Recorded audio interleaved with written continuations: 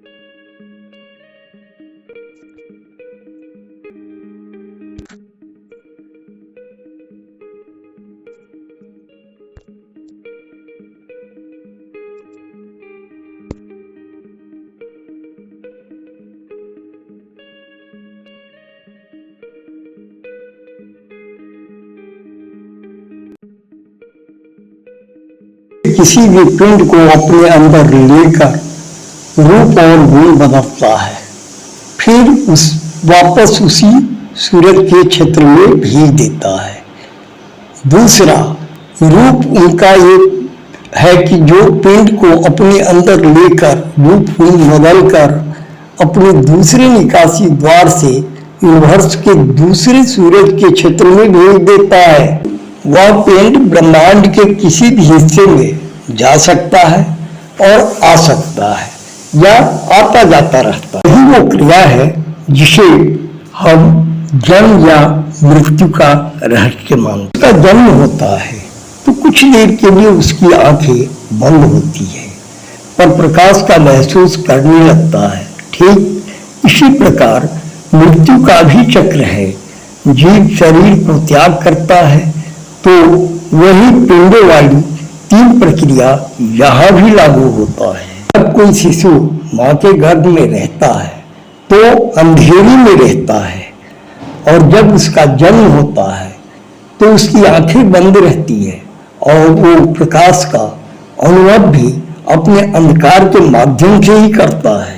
अगर कोई जीव अपनी पूरी उम्र जीता है और कर्म गलत होते हैं तो ब्रह्मांड उन जीव आत्मा को वापस उसी मृत्यु के कक्ष में भेज देता है जहां उसके पास एक नया शरीर तो होता है पर उसे आभास नहीं होता कि वो पहले कहाँ था और अब कहाँ है।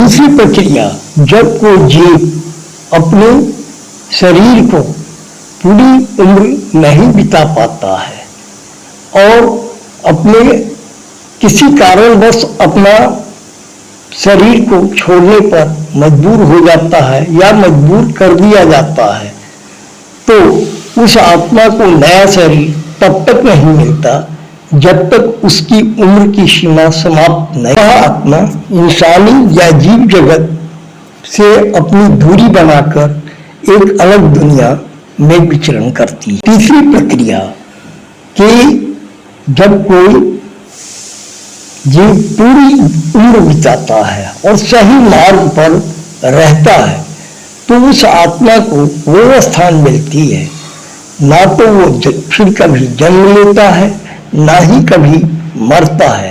वे सभी क्षेत्र में आते जाते रहते हैं। इतना ही आज के वीडियो में है।